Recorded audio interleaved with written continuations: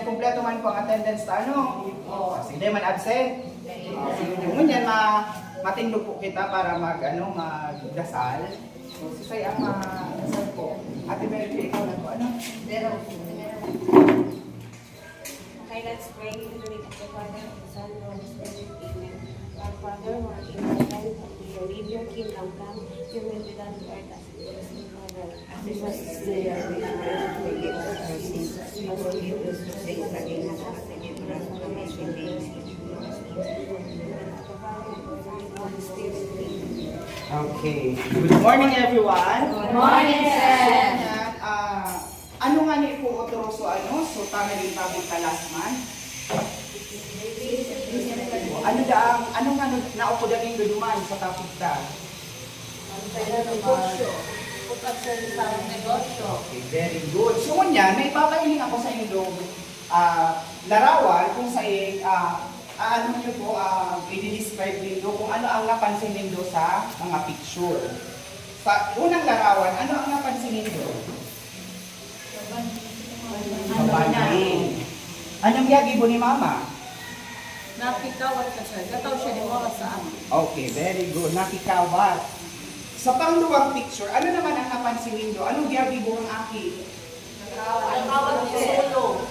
Nakawat ng silog. Pero anong behavior niya sa kiligin? Pag isa sa lakad siya niyang pansin sa kimama niya. Nakagad yung pansin. Ngunyan, ano ang yagibo ni Mama niya? Bigay lang siya. Dahil siya react. Dahil siya react. Ngunyan, anong klaseng pagdidisiplina daw ang yagi bukang ina? Na dahil siya react. Patient, sir. Hindi niyang madala sa Kalmado. Ayan, very good. So ngunyan, ang pagdisiplina, ito siyempre maging napapansin, iba bagang mga aki na pag nakapapansin, get po anong pansin nun. Ngunyan, sa picture na ini ang yagi bukang ina, kalmado lang siya, pero may pagdisiplina na ito. Di siya react duman sa negatibong gibukan aki. So ngunyan, sa ilang nindo, ano kaya daw ang topic na ngunyan na andaw? Base duman sa mga karaming opinion na bago. Pagdisiplina sa mga Pagdisiplina. Bukod sa pagdisiplina, ano pa kaya? tawaning panahon, sir. Very good. So ngunyan, pagdisiplina, pagtauning atensyon. Iyo tama Ngunyan, ang topic ngunyan na aldaw is all about pananatiling kalmado at pagbalin ng atensyon. Okay? Ang topic ngunyan is pagpapanatiling kalmado at pagbaling ng atensyon. So ngayon, paano nga ba tayo magdisiplina sa ating mga anak habang ito ay nagmamaktol? Halimbawa, ang akin mo, Ate Jen, pag nagmamaktol, anong yagibo mo? Kawalan ko din pa rin. Hindi mag-ano ka. Hapon ko siya kung ano niya. Okay, very good. Bigatawhan ta siyempre ng attention. So ngunyan, ano naman kaya ang ibig sabihin ng pag nagmamaktol ang akin na susubuan mo muna siya na magbakal ka muna daw nga dumaning ning ko. Ngunyan, ano ang bigagibuta? Bigabalin ta ang atensyon ninda. So ngunyan, pailano kate, Mary Joy, gabalin ning atensyon pag gamaktol ng akin mo. Halimbawa, nahibig na ngunyan. Gahibig na, po ko na kaya diya, parang kaya. Anong giyagibo mo? Ang yagi mo ka, sir, is isubo ko muna, sir, magbakay ka muna naman ng yellow, kaya ka na pinapay. Pagbalik mo, ba ko itaw sa imo. Okay, very good. Ito may may punishment. Pag sinabing punishment, bako subiga ba aba Punishment, bigatauhan mo siya ng paging yan, palubag doon. Araw kaya ng pagbaling ng atensyon. Ngunyan, pag-uusapan natin ang dalawang uri ng pananatiling kalmado. So ngunyan, ang inot, pananatiling kalmado. So ngunyan, pakibasa po. pananatiling pagkapansin sa negatibong kilos o pagpapansin ng anak. Halimbawa, pagmamaktol, malakas na pagsigaw, pag-iiyak, iyakan, ngunit patuloy pa rin natin binabantayan sa sinisigurado ang kanilang kaligtasan. Yes. Di ba? Pag kalmado ba kita, pag uyang na uyang kita, pero pag stay calm kita, pag kalmado kita, imbis na makaisip na kitang maabaan ang akita, Dahil, sa day, kakalamayin ko ang sadiri ko. Diba? Ganun kita pagkapag-disiplina. Araw kakuan sa pamangkin ko. Pag uyang na talaga ako, di ako ma-inhale exhale na sana ako, kaya mahali ako sa araw. Yagi po nyo man yan. Yes, sir. Ayun, di ba? Minsan instead of banta ka na sa day. Pero sa pagiging kalmado mo, bigas sigurado mo man giraray na ang kaligtasan ng aking mundo. Pag minsan, pag nagsabog kita, baka makakuha kita ng pangpakulog sa akin, baka makakulog ka. So dapat bako ito. Pili kitang mag-disiplina habang kalmado sa nakita. So ngunyan, pakibasa po ang pangalawang uri ng pananatiling kalmado. Pagbalik ng atensyon ay paraan para malinis ang pangyayari palamang ng negatibong kilos ng bata. Halimbawa, sa pamamagitan ng pag-alok ng ibang gawain o pagbibigay ng positibong direksyon. Okay, very good. So ngunyan, magkakaiba mo, bago kita magpatuloy, magkakaiba mo na kita ng role playing. Iba ko rin tigtao sa inyo dyan na mga sitwasyon, i-role play ta po iyan, tapos aaramon ta kung ano ang giyagibo ning magurang sa sitwasyon na iyan. Kung paihano sila magdisiplina. So ngunyan, ang magiging group 1, hindi sila Ate Mary Joy, sila Ate Jen naman ang group 2. So ngunyan, natao ko naman po baga ang sa inyong activity. So ngunyan, ang mainot na ma-perform is ang group 1. Sige. Palakpakan ta ang group 1. So ngunyan, ma-perform na sila kan sa indang role playing. Sige, palakpakan ka po na sila. Okay, sige, go. Lights, camera, action. Good morning, classmates. Sana magustuhan niyo po ang Samuyang TV. Kasadula ngayong araw. Sa isang pamilya, habang kumakain, Oh, manana, layan na kamuya ta, mamayang ginatabi kita. Mubuhay ko na, hariyan na cellphone, mubuhay ka, makauna kita. Pero gusto ko pa magkawat. Pero makaon nga ni kita, tunungon mo na una yan, tamamayang higadon mo na una ang cellphone naan.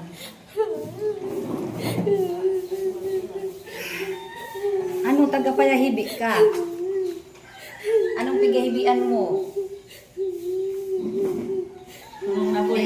Di ka na magpayahibi, tagakalaon kita. Kaya ining kahibi sa atubangan ning kaunon. Nindi ko na duman sa Diyos, na mainong kitang Diyos. Habang sinasigurado ang kaligtasan ni Jedo, patuloy ang hapunan ni tatay, nanay at mami. Na naumugdong ako binaga gatuwang ka kay mama mo na kumbaga gatubod ka kung ano yung sugo na mo sa imo buda yari paro mo talaga tugang mo maski papano ayaw mo kung papainano mo patunungon ang tugang mo pag ayaw ka naga tantumos. Okay. Habang gaprepara ning pamangkihan si Tatay Ron, Ate, pwede sabi magsubre ining notebook. Di pa ako tapos. Di man sana maawat. Di ba man sana akong ihiling. Aba napakatapos ko na sa kamoy suburi. Baging nakamasit ako ning kayain sa inyo aga. Mayan patuwangan niyo ang kuya maghugas ning gula. Sige, tay.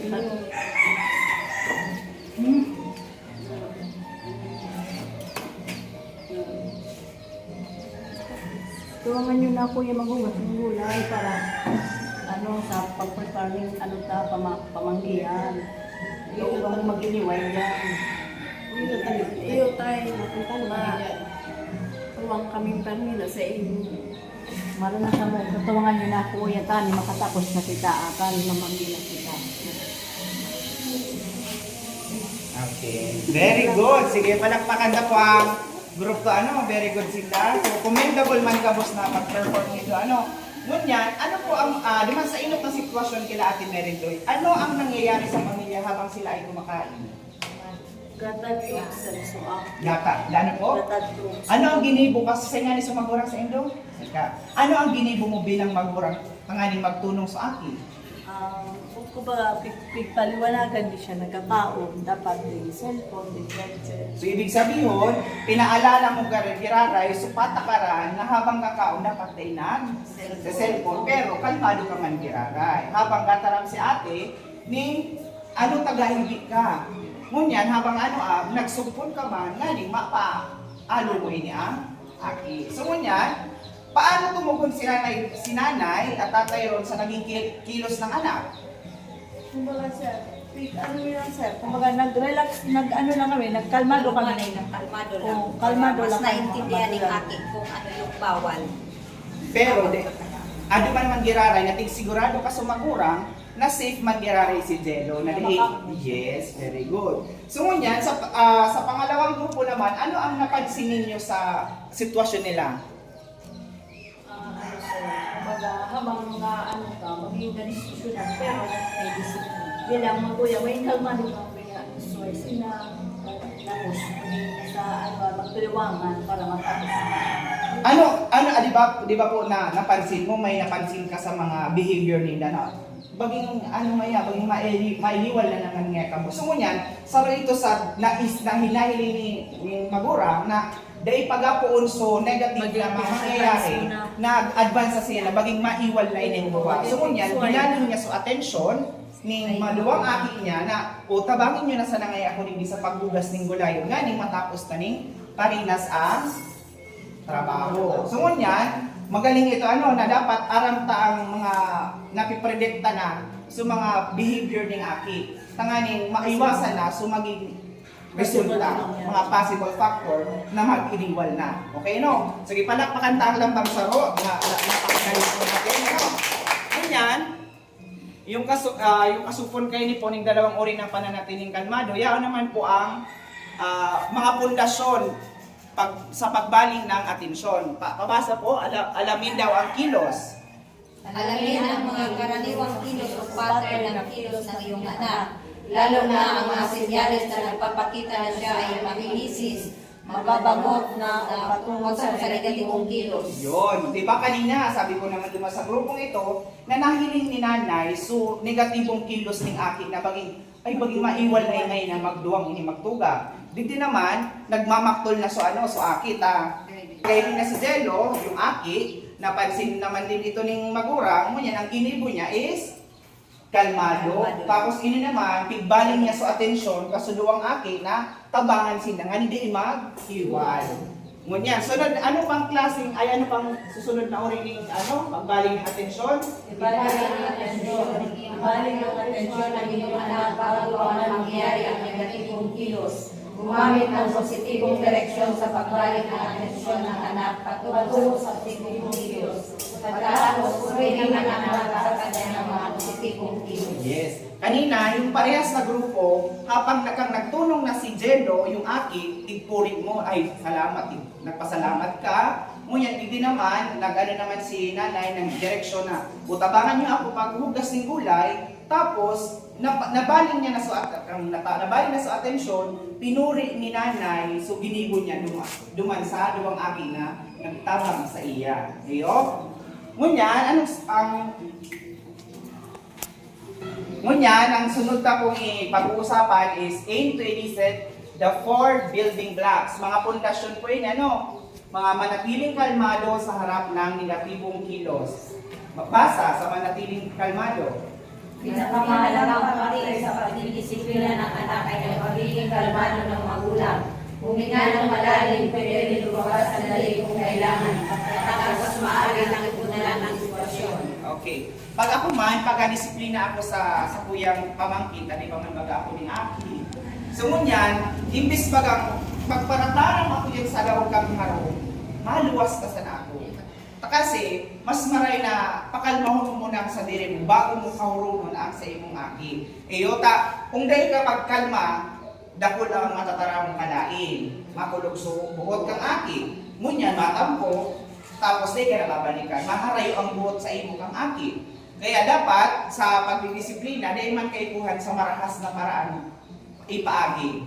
Ngunyan, sunod naman, manatiling kalmado, bumahinahon. Isang tabi ang matinding emosyon o galit. Maaaring ipakita ng magulang na siya ay gumagawa ng ibang gawain habang nakatuon pa rin ang pagsi sa kaligtasan ng anak. Halimbawa, kung ang bata ay sumisigaw dahil hindi nakuha ang gusto, manatiling mahinahon ng magulang habang ang anak ay sumisigaw. Pagkatapos, purihin ang anak para sa kanyang unang positibong kilos o sa kanyang pagkalma. Ngunyan, ikaw ba kaya pa ng mga sitwasyon na, ano naman sa naan dito? sinundan mo pa, ano ka naman sana na akita, bagi ka na ngayang buwanan dyan sa inyong kakatara mo. Imbis magtaram ka ng araw ka ito. O ano daw, aban-aban ka na ngayon mag-cellphone, araw ka subago. Ano daw ngaya, anak, kung pwede aban-aban ka na mag-cellphone, tamakaumo na kita. So duma naman, kang nahiling na sa mga negatibong kilos kang mga aki, tigbaling niya naman sa atensyon mo. Pero, sabi nga niya, nag-inhale exhale pa, tanganing mas bagay pag nakatabang ang inhale exhale, di ba? Tapos, masabayan mo pang pagpiyong. At gayan po ang pagdisiplina. So ngayon, magkaroon ulit tayo ng isang gawain. Yung may binigay ako ulit na papel. Andyan. Ngayon, magkaroon ulit tayo ng isang gawain kung saan magbibigay ako ng script sa inyo at magdudula-dulaan tayong muli. Tutukuyin po ninyo kung anong uri ng kasanayan sa pagdisiplina ang napunta sa inyong sitwasyon. Halimbawa, maaaring yung pananatiling kalmado, tapos yung sa pagbaling ng atensyon. So ngunyan, magdudula-dulaan ulit kayo. Kaya, gagawin lang po siya ng 2 minutes lang siguro kaya na. 1 minute lang, sige. Yan, tawhan na po ng isang bagsak ang group 2. Okay, sige. So, sige, lights, camera, action. Natapos ko na ang coloring book ko. Ang ganda ng kinulayan ko. Wow, ang ganda nga niyan yan, anak. Galing mo naman. Ano na kayang pwedeng gawin?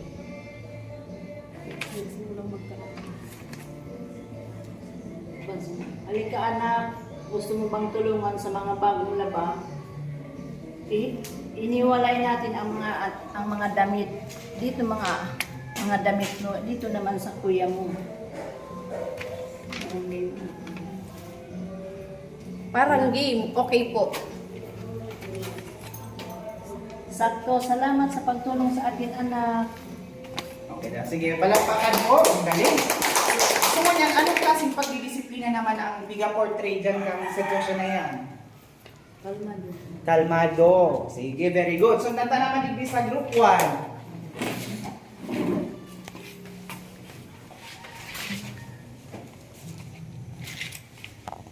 Sige, lights, camera, action. Nay, gusto ko ito. Anak, hindi natin yan mabibili sa ngayon. Bumili na tayo, di ba, ng gatas at tinapay, gaya ng plano natin. Ayoko ng ganyan.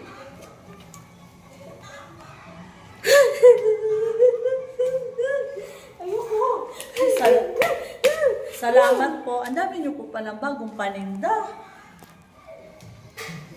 Salamat anak sa pagkalma at paglakad kasama ko. Uwi na tayo. Okay, very good.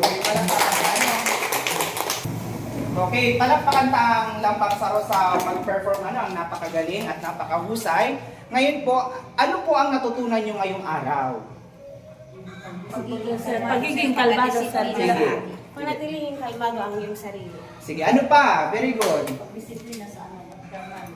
Yes. Ano pa yung isa? Ano yung dalawang uri ng pagdidisiplina? Kasanayan sa pagdidisiplina. Ibaling mo sir ang attention mo sa ibang baga tantrum siya ngunyan, ibaling mo siya sa ibang sitwasyon para Okay, very good. Ano susalo pa? Sige po. Very good ito. Alam mo din po sa ano yung mga possible tantrums ng active mo. Tapos kumbaga galing, napipredict mo na siya na ayaw kayo nila. Kumbaga, magiging ano siya ngunyan, kumbaga magiging makulit o magiging ano siya. Okay. Okay, very good. Palakpakan tayo. Ikaw, te, ano pa po yung sasabi mo? Pagiging... Sige lang, okay lang. Go lang. Ano? Pagiging kalmado po. Sa anong sitwasyon?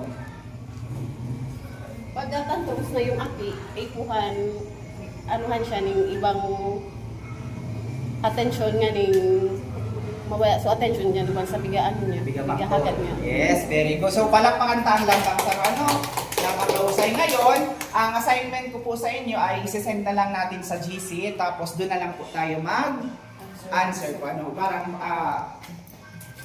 homework. Yan na po, okay, sige. Yun lamang po at magandang araw sa inyong lahat.